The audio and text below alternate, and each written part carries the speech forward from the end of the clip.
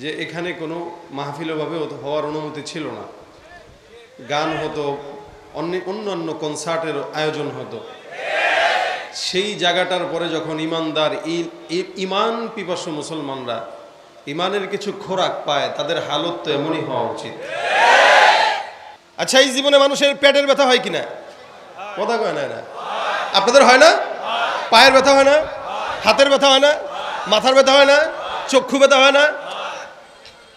তাহলে এই যে সব ব্যথা হয়, হাত ব্যথা হয়, পা ব্যথা হয়, চক্ষু ব্যথা হয়, গাল ব্যথা হয়, এই টাউয়া ব্যথা হয়, মাঝে মাঝে গলা ব্যথা হয়, বুক ব্যথা হয়, পায়ের তালু ব্যথা হয়, হাতের তালুও মাঝে মাঝে এরকম করে। কিন্তু লেকিন জিহ্বা কোনোদিন কেউ কইছে ভাই জিহ্বা ব্যথা করে?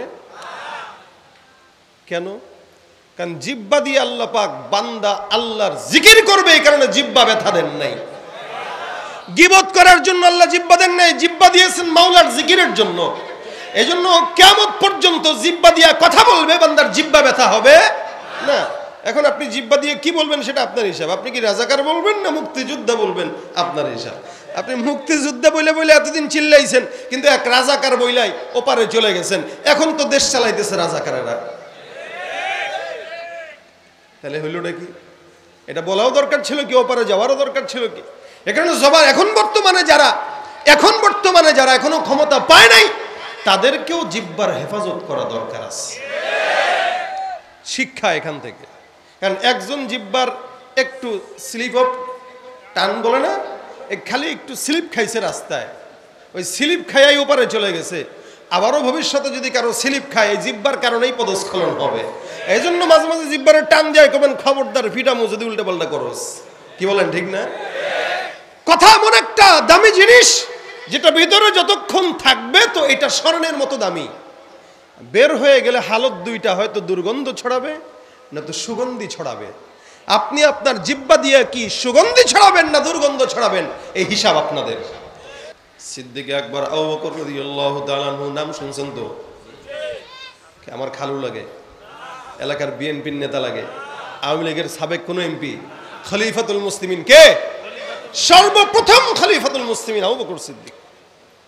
সিদ্দিক আকবর আবু বকর রাদিয়াল্লাহু তাআলা আনহু মাঝে মাঝে জবানের হেফাজতের জন্য জিহ্বাটাকে শাস্তি দিতেন। আল্লাহ পাক রব্বুল আলামিন কোরআনের মধ্যে বান্দাকে জানায় দেন, আল্লাযীনা হুম আনিল লাগwi মুরিদুন।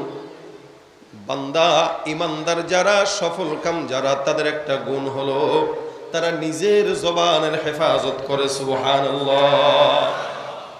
قد أفلح المؤمنون الذين هم في صلاتهم خاشعون والذين هم عن اللغو معرضون। ইমানদার সফল ব্যক্তিদের আলামতের মধ্যে অন্যতম আলামত, বান্দা তার জবানের হেফাজত করবে। কারণ বান্দা জমিনের মধ্যে এই জবান দিয়ে এই বান্দা যত উল্টাপাল্টা কাজ করে। সিদ্দিক আকবর আবু বকর রাদিয়াল্লাহু তাআলা আনহু জবান দিয়া হেফাজত করার জন্য একবার একটা সাহাবী তাকায় দেখে আবু বকর সিদ্দিক জিহ্বাটাকে এরকম পর্যন্ত টান দিয়া বের করে নিছেন। জিহ্বা ভিতরে আছে, মুখ থেকে জিহ্বাটা টান দিয়া বের করলেন। জিহ্বাটা একবার ডানে নেয়, আরেকবার বামে নেয়, একবার সামনে নেয়, একবার উপরের দিকে উঠায়, আরেকবার এমনি এমনি টোকা মারে। সাহাবী দেখে দেখে ডাক দিয়া বলেন, এ আমিরুল মুমিনিন, ব্যাপারটা কি বুঝলাম না। জিহ্বাটাকে বারবার আপনি একবার ডানে নেন, বায়ে নেন, সামনে পিছনের দিকে টান দেন, ব্যাপার কি? জিহ্বাটাকে কষ্ট দেন কেন? আবু বকর সিদ্দিক ডাক দিয়া বলে, সাহাবা আজমাইনের দল, আমি আমার জিহ্বাটাকে মাঝে মাঝে শাসন করি কেন? কারণ এই জমিনের মধ্যে যত বান্দা বিপদে পড়েছে, সব বান্দা বিপদে পড়ার অন্যতম কারণ হলো তার জবান। জিহ্বা দিয়ে উল্টাপাল্টা কথা বলেই তো দেশ ছাড়া হয়েছে। বুঝাই নাই কথা? জিহ্বা দিয়ে বলছে কি? রাজাকার। কি বলছে? রাজাকার। সারা 16 বছরের সব কর্তৃত্ব কি এক জিহ্বা দিয়ে একটা কথা বলছে, 40 মিনিটের মাথায় ওপারে চলে গেছে। সারা দেশে আমরা আলোচনা করতেছি, বাংলাদেশে অনেক মাহফিল হচ্ছে, যেই ফায়দাটা হওয়া দরকার ছিল ওই ফায়দাটা হচ্ছে না। কেন হচ্ছে না? কারণ আমরা মাহফিলটাকে শুধুমাত্র একটু গরম করা, একটু চিল্লাচিল্লি করা, এগুলোর ভিতরে সীমাবদ্ধ রেখে দিয়েছি। কিন্তু এটার জন্য মাহফিল না। মাহফিল হবে এই প্রতিকূল পরিস্থিতির ভিতরে আপনারা যারা আসছেন, আমার ভাঙাচোরা কথা এই দু চারটা কথা থেকে একজন মানুষ যদি আমল নিয়ে যায়, এটাই কাল কিয়ামতের ময়দানে নাজাতের উসিলা হবে, এবং এটাই মাহফিলের মাকসাদ হওয়া উচিত বলে আমি মনে করি। আপনারা কি মনে করেন? যদি তাই হয়, তাহলে আমি যে কথাগুলো বলবো, এই কথাগুলোর উপরে যেন আল্লাহ আগে আমাকে আমল করার তৌফিক দান করে। কারণ বলনেওয়ালাদের জন্য আপনারা দোয়া করা বন্ধ করে দিয়েছেন বলে বলনেওয়ালাদের আমল চলে গেছে।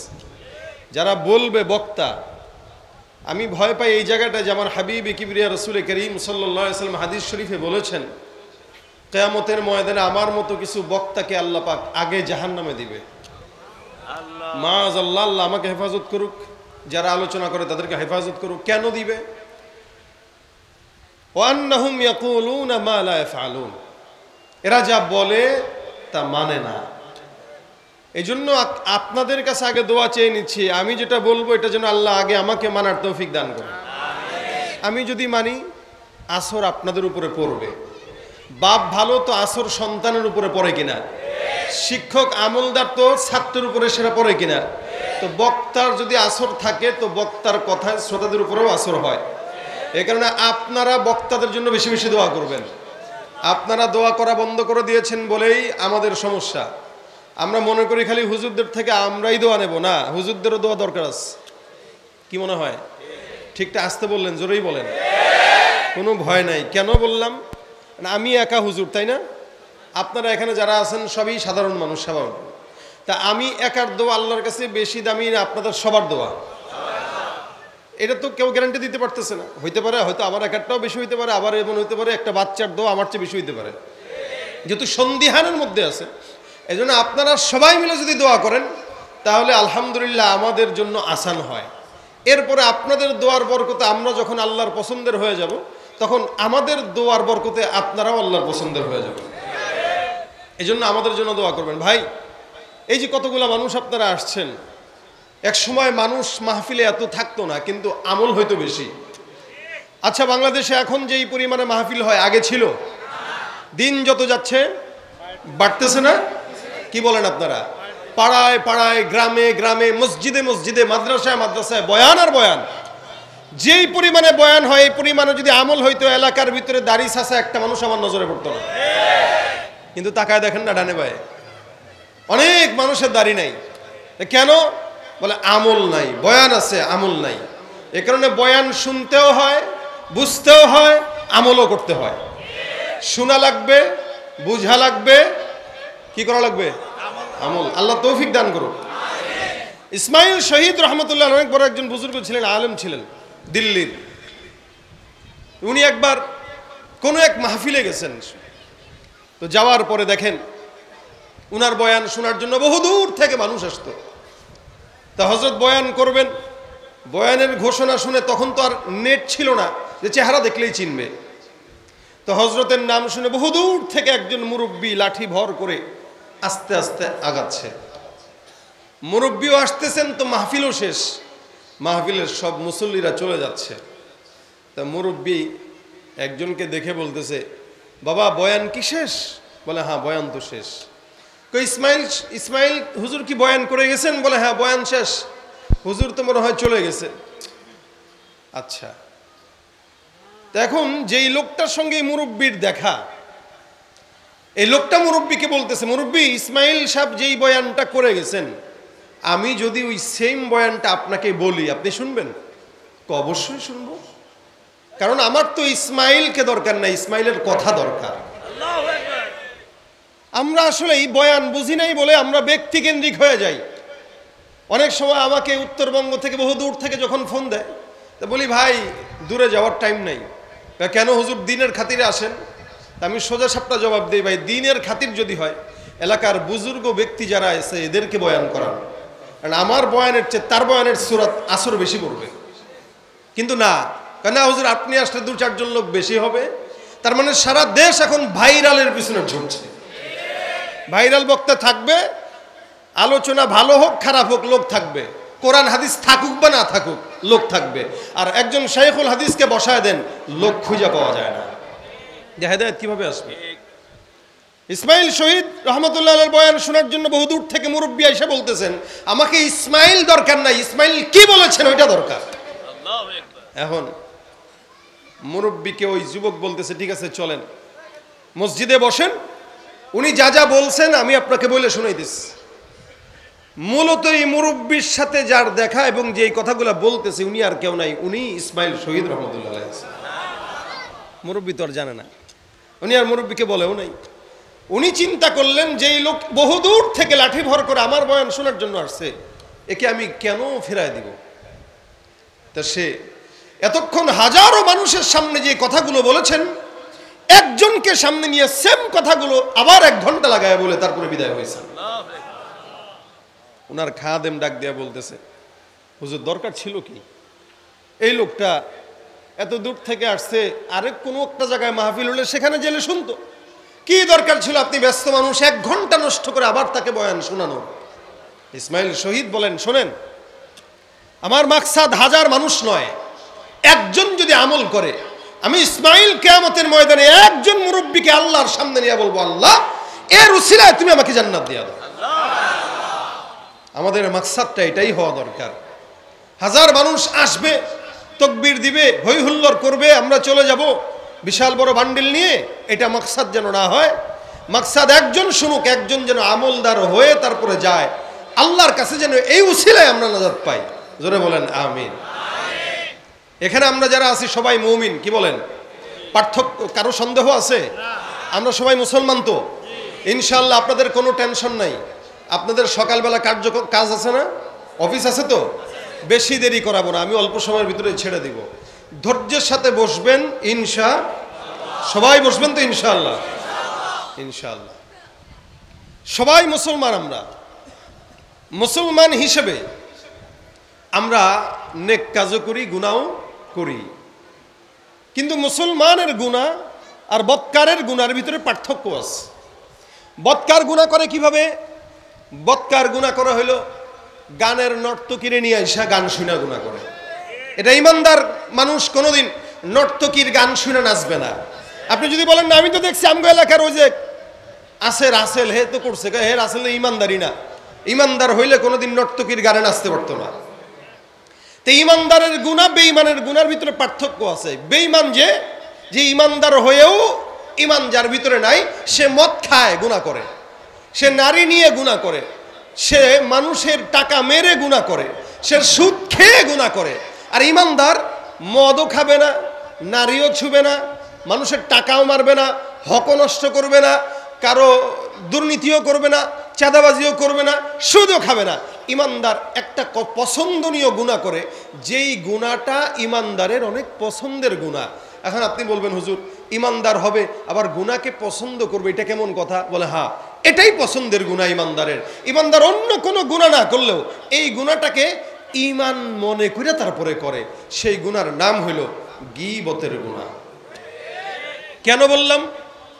মসজিদে নামাজ আদায় করার পরেই সালামটা ফিরে 10 জন মিলে বসেই তালিম দিয়া শুরু করে, গীবত দিয়া শেষ করে।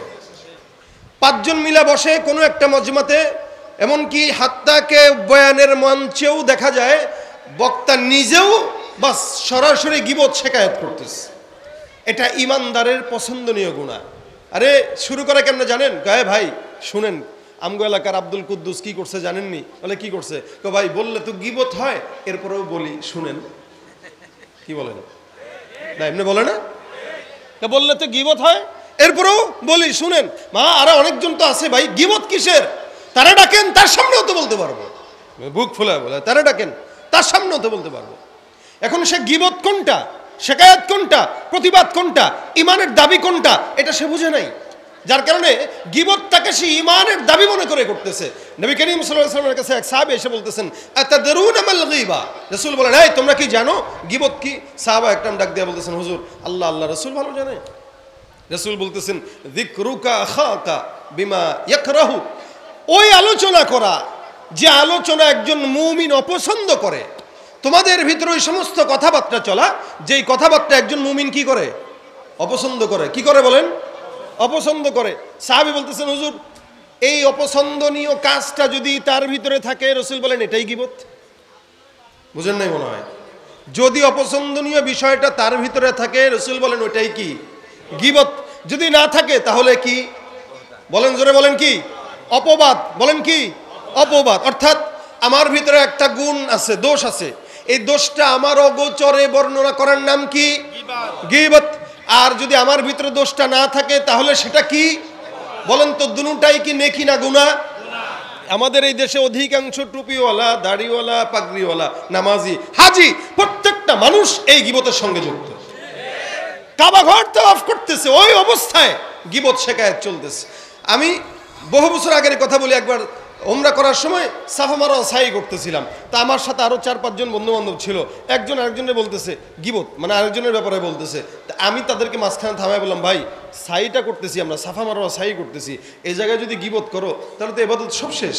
কয় না মিয়া, গীবতের কি আছে? দেখেন না এ কি করছে, করতেছে ওমরা আর চলতেছে কি? গীবত। এজন্যই বললাম ইমানদারের পছন্দনীয় গুনাহ। এটা খাইতে কেমন? বলে গোস্ত যেরকম মজা, আল্লাহ পাক বলেন এই গোস্তের মতো মজা হলো গীবতের গুনাহ। হ্যাঁ, আল্লাহ পাক কোরআনে বলেছেন নিজের মরা ভাইয়ের মৃত গোস্ত যেরকম খাওয়া, এটা যেরকম মজা লাগে না, এই জন্য বান্দা গীবত করতে মজা পায়। আল্লাহ পাক আমাদেরকে হেফাজত করে, বলেন আমিন। এই জন্য নবী করিম সাল্লাল্লাহু আলাইহি ওয়াসাল্লাম বলেন আমলিক আলাইকা লিসানাক। এক সাহাবী রাসূলকে ডাক দিয়া বলতেছেন, হুজুর আমি নাজাত পাওয়ার জন্য একটা আমল শিখায় দেন না, কি করলে নাজাত পাবো? রাসূল বলেন আমলিক আলাইক লিসানাক। এই নাজাত পাওয়ার জন্য অনেক বড় বুজুর্গ হওয়া দরকার নাই, নাজাত পাওয়ার জন্য বেশি বেশি তাহাজ্জুদ গুজারির দরকার নাই। নাজাত যদি পেতে চাও তো জবানের হেফাজত করো, নাজাত মিলে যাবে। সুবহানাল্লাহ। সিদ্দিক আকবর আবু বকর রাদিয়াল্লাহু তাআলা আনহু নাম শুনছেন তো?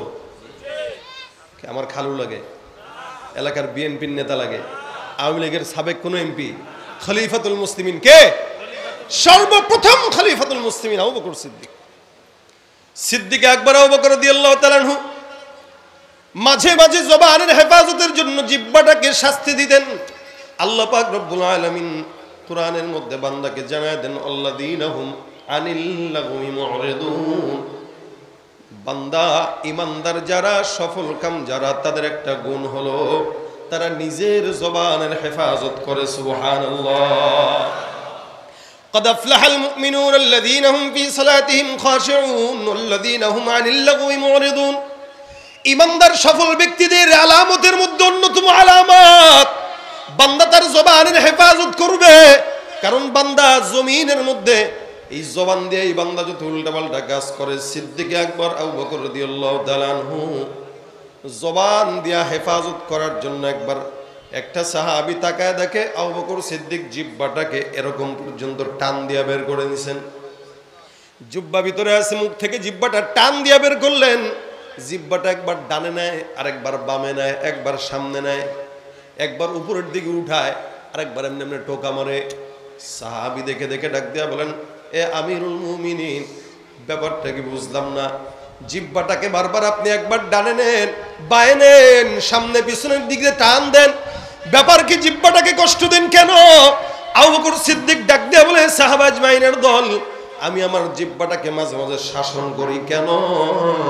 কারণ এই জমিনের মধ্যে যত বান্দা বিপদে পড়েছে, সব বান্দা বিপদে পড়ার অন্যতম কারণ হলো তার জবান। জিহ্বা দিয়ে উল্টাপাল্টা কথা বলেই তো দেশ ছাড়া হয়েছে। বুঝাই নাই কথা? জিহ্বা দিয়ে বলছে কি? রাজাকার। কি বলছে? রাজাকার। শেষ।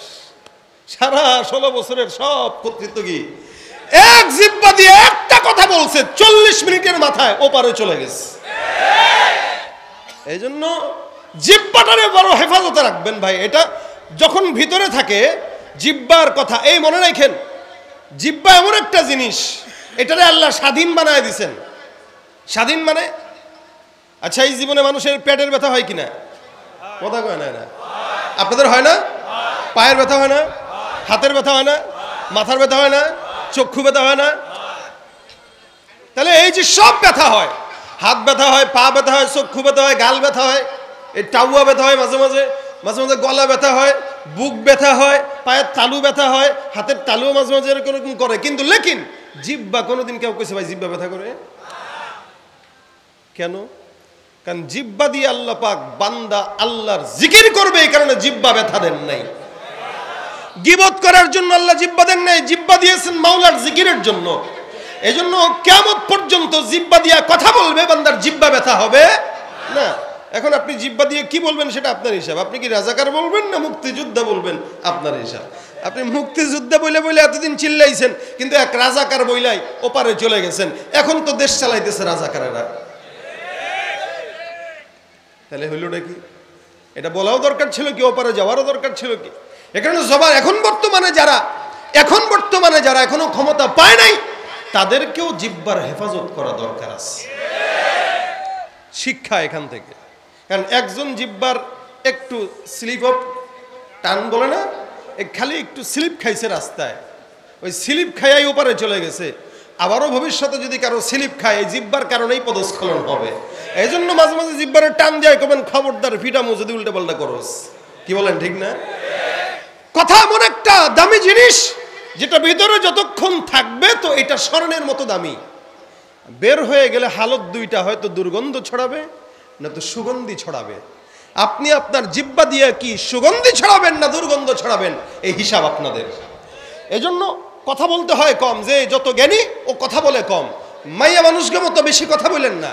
এই মাইয়া মানুষরা কথা বেশি বলে, এই কারণে বিপদে পড়ে। দেখবেন ঘরের বিবিরা, স্বামী যদি বলে একটা, বিবি বলবে 10টা। এজন্য ঝগড়া লাগে। আর সমাজের ভিতরে বিবিদের কথা বেশি বলার কারণেই আজকে সমাজে পরকীয়া এবং তালাকের সংখ্যা বাড়তেছে। পুরুষরা যদি চুপ না থাকতো, তাহলে বাংলাদেশের একটা সংসারও টিকতো না ভাই, একটা সংসার। এই জায়গায় নারীদের দোষে সংসার ভাঙে। আর যেই নারীর সবর আছে, জিহ্বার নিয়ন্ত্রণ আছে, ওই নারীর সংসারও টিকে যায়, নষ্ট হয় না। এসব মূলে আমলিক আলাইকা লিসানাক, রাসূল বলেন জিহ্বার হেফাজত করো। জিহ্বার হেফাজত যার নাই, ওর নিজের কন্ট্রোল নাই, ওর সম্মানের কন্ট্রোল নাই, যে কোনো জায়গায় বেইজ্জতি হতে পারে। এজন্য সিদ্দিক আকবর আবু বকর জিহ্বা টান দেয়। আল্লাহ পাক রব্বুল আলামিন বলেন আল্লাযীনা হুম আনিল লাগwi মুরিদুন। এ ভাইরা আমার, আল্লাহ পাক রব্বুল আলামিন ইমানদারের সফলতার গুণ বর্ণনা করে। বান্দা ইমানদার যারা, এরা তার জবানের হেফাজত করবে।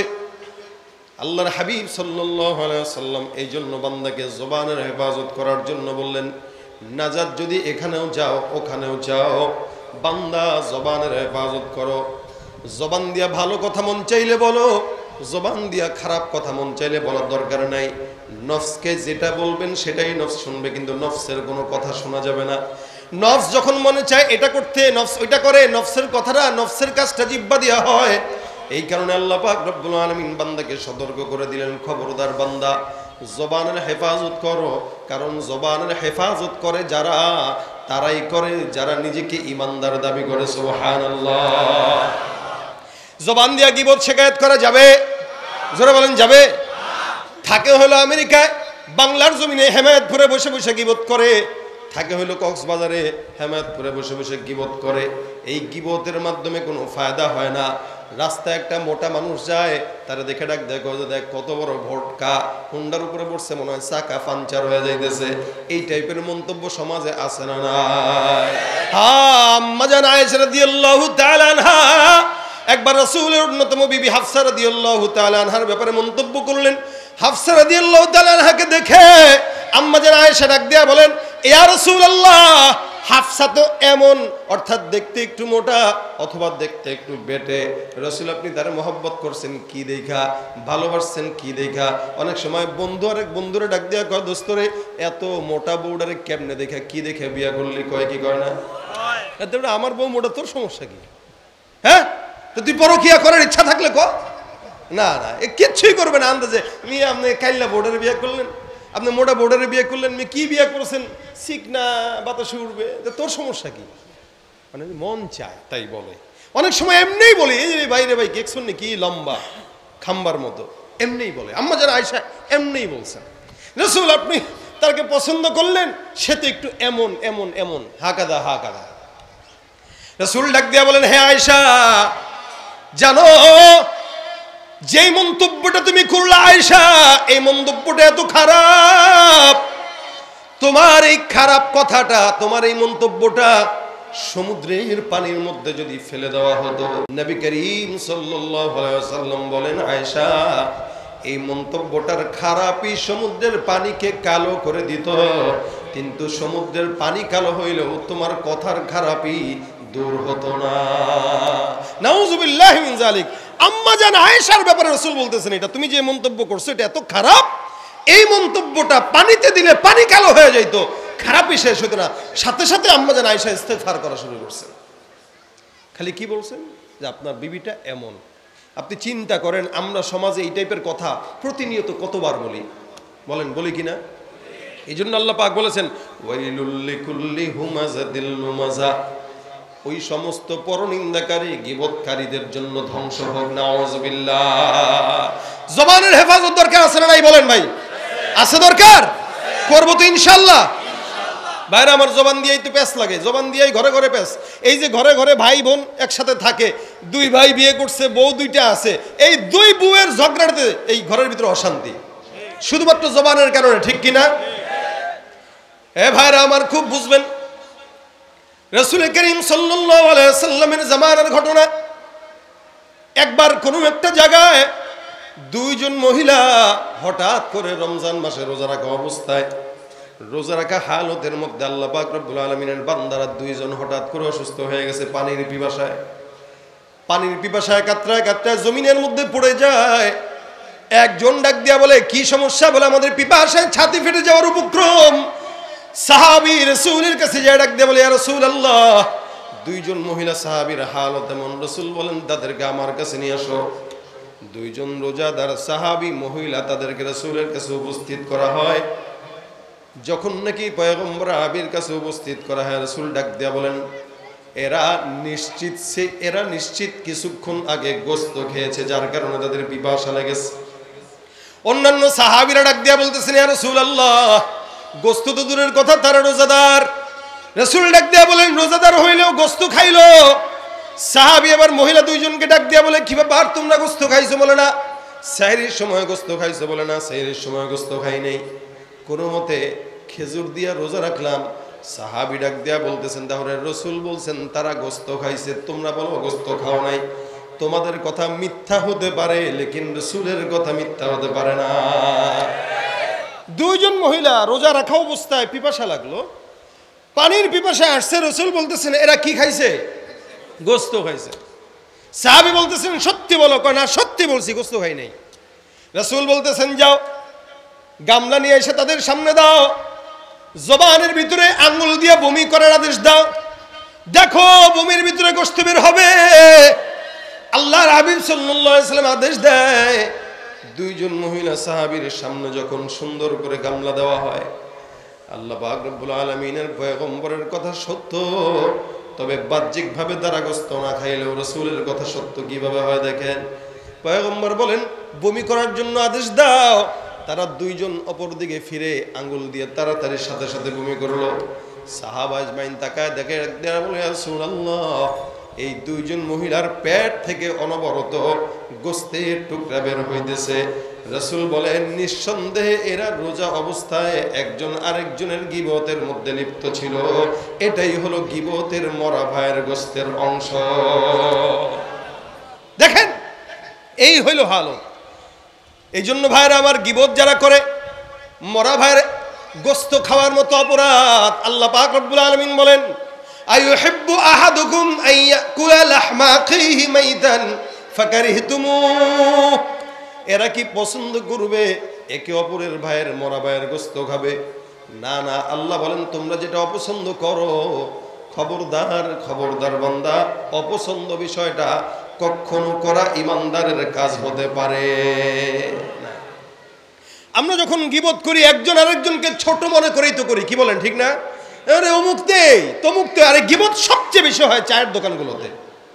এলাকার চায়ের দোকান, আড্ডাখানা যতগুলো আছে, দেখবেন রুটি, কলা, এই সমস্ত প্রয়োজনীয় আসবাব উঠানোর টাকা না থাকলেও 32 ইঞ্চি টিভি একটা উঠানোর টাকা শয়তান ঠিকই টাকা দিয়েছে।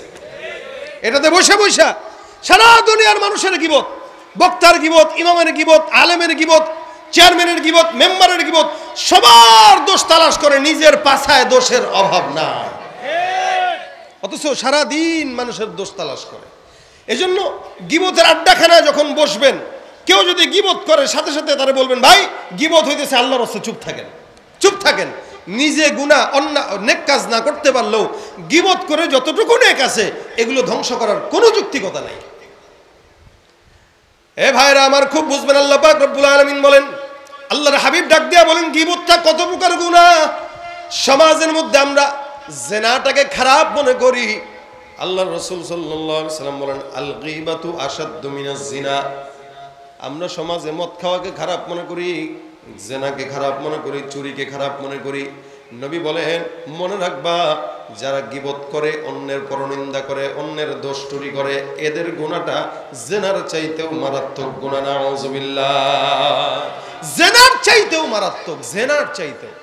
আপনি দৈনিক, আপনি সারা বছরও হয়তো জিনা করেন নাই বা সারা জিন্দেগিতেও জিনা করেন নাই, কিন্তু 5 ওয়াক্ত নামাজের পরে আপনি নিয়ম মাফিক গীবতের মধ্যে লিপ্ত, আপনার নিজেরও খবর নাই। এ ভাইরা আমার, এই কারণে গীবত বান্দার সমস্ত নেক কাজকে দূর করে দেয়।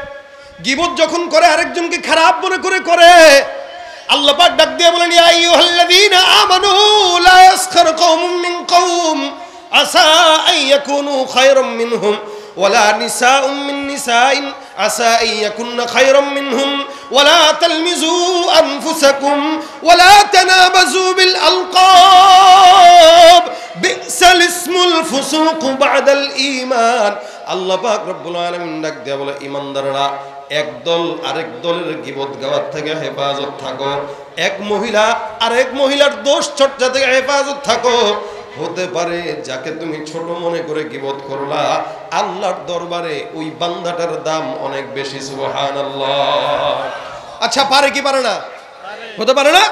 আল্লাহ বলতেছেন, এ খবরদার গীবত করবা না, শিকায়াত করবা না, ছোট মনে করবা না। আসা আইয়াকুনু খায়রাম মিনহুম, এমন হতে পারে এক রাজনৈতিক দল আরেক রাজনৈতিক দলের গীবত করতেছে, মঞ্চে ওইটাও হতে পারে ওই রাজনৈতিক দলে এমন কিছু মানুষ আছে যারা আল্লাহর কাছে প্রিয়। এক হুজুর আর এক হুজুরের গীবত করে, হতে পারে যার গীবত গায় সে আল্লাহর কাছে প্রিয়। হতে পারে কি পারে না? এক মানুষ আর এক মানুষের গীবত করে, হতে পারে ওই বান্দা আল্লাহর দরবারে প্রিয়। আল্লাহ বলেন, আসা আইয়াকুনু খায়রাম মিনহুম ওয়ালা নিসাউম মিন নিসাইন আসা আইয়াকুননা খায়রাম মিনহুন।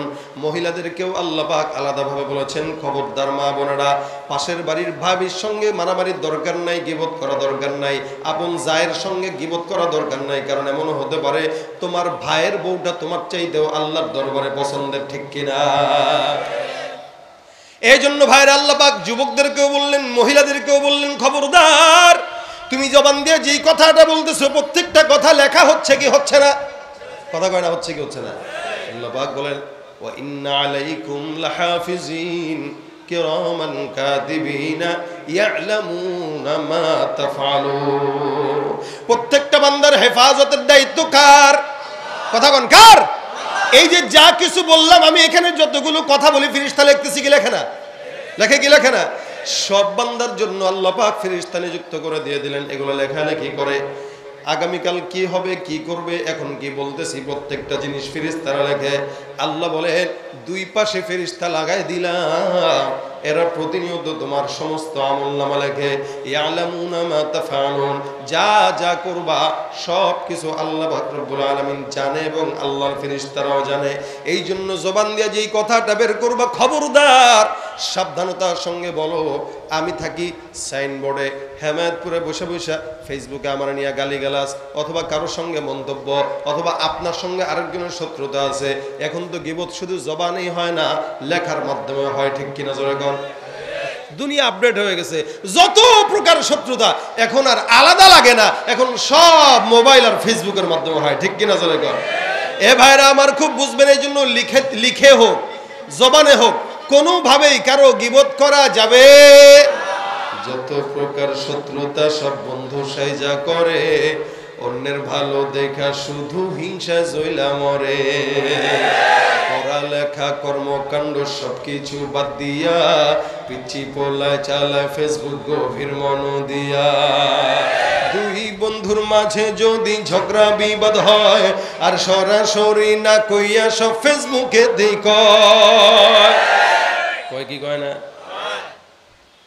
সব এখন লাইক দিল না কেন, এটা নিয়ে শত্রুতা। তুই আমার লাইক দিলি না কেন, তুই আমার ফ্রেন্ড রিকোয়েস্ট অ্যাকসেপ্ট করলি না কেন, এই নিয়ে শত্রুতা হয় কি হয় না? এই সুবিধা ফেসবুক দিছে আর কেউ দেবে না, আমগো দেশে ফেসবুক আছে আমরা বলদ না, আমগো দেশে ফেসবুক আছে আমরা বলদ না, ঠিক কিনা? কালের কণ্ঠ, যুগান্তর, ইনকিলাব, প্রথম আলো, আগের মতো পত্রিকা সব চলে না আর ভালো, ফেসবুকে আজ সত্য মিথ্যা সকল খবর আসে, খোদাই কেন টাকা দিয়া পেপার কিনবো মিশে, আরে খবর এখন তৈরি হয় না আমরাই তৈরি করি, আরে মনের মতো কইরা তারপর খবর প্রচার করি, সত্য হোক বা মিথ্যা হোক তা আমার দেখার না, আমি একজন সাংবাদিক এটাই সান্ত্বনা। মোবাইল একটা আছে এখন সবাই সাংবাদিক, কি বলেন? কিছু হইলে ভাই ভাই হ্যাঁ বলেন বলেন বলেন, কি সমস্যা বলেন বলেন, আরে তোরা লাইসেন্স দিছে কে রে ছাগল? সাংবাদিকতার সব বুঝে না, এও সাংবাদিক, হয় কি হয় না? এজন্য এখন বর্তমান সময়ে পত্রিকাগুলোতে কোন নায়িকা বৃষ্টিতে গোস্তর মাংস রান্না করে হাঁসের মাংস রান্ধে ওইটা পত্রিকায় আসে, এগুলো পড়া লাগে আমাদের, কি বলবেন, কারণ আমরা তো ফেসবুক চালাই, এজন্য আমাদের দেখা লাগে। নিউজ আমারে নিয়ে করছে, শাহবাগী সাহিদ কোথায়, আমারে নিয়ে নিউজ করছে, আমি শাহবাগী, অথচ আমি আমার এই অবস্থানকে একাধিকবার ক্লিয়ার করছি যে ভাই ওখানে আমি আমার ইচ্ছায় যাইনি, আমাদের ওস্তাদরা নিয়ে গেছিল, না বুঝা চলে গেছিলাম, জানতামও না কিচ্ছু না, সব স্পষ্ট করার পরেও আমাকে নিয়ে গণমাধ্যম এখনো নিউজ করে আমি নাকি ওখানে নাস্তিকদের দোসর। আচ্ছা, আমি স্পষ্ট প্রকাশ্যে আপনাদের সামনে পাগড়ি পরা একজন আলেম হিসেবে কথা বলতেছি, আমি বলতেছি ভাই আমি মুমিন, আর হেরা আমার জোর করে নাস্তিক বানায়, চিন্তা করা যায়? তাহলে সাংবাদিকতা কতটা পাগল ছাগলদের দখলে চলে গেলে এই কাজ করতে পারে এরা। এজন্যই তো দেশের অবস্থা এই, সবাই যেই দেশের রাজা ওই দেশের অবস্থা তো এমনই হবে, কথা বলেন ঠিক কিনা? মনে রাখবেন, আমি একজন আলেম হিসেবে না, একজন খাঁটি মুসলমান আপনা থেকে আপনা মুসলমান হিসেবেও একটা কথা বলতে চাই, কোন মুসলমান আপনা থেকে আপনা ঈমান যাদের আছে এরা কোশ্চিন কালেও কোন নাস্তিকদের পক্ষ পাতিত্ব করতে পারে না, পারে না, পারে না। এটা প্রত্যেকটা মুসলমানের ঈমানের আওয়াজ। সুতরাং ভাই, জবান খুলতে গেলে, লিখতে গেলে সাবধানতা অবলম্বন করা জরুরি। আপনার জবানের কারণে আপনি জাহান্নামী হয়েন না। আপনি তো আমারে ক্রিটিসাইজ করে খুব দুনিয়াতে বড় কিছু করে ফেলছেন, এমনও হতে পারে কিয়ামতের ময়দানে আমি জান্নাতে চলে যাব আপনার আমল নিয়ে, আর আপনি আমার গুনাহ নিয়ে জাহান্নামের দরজায় ভিক্ষার মতো দাঁড়ায় থাকবেন, ভিক্ষা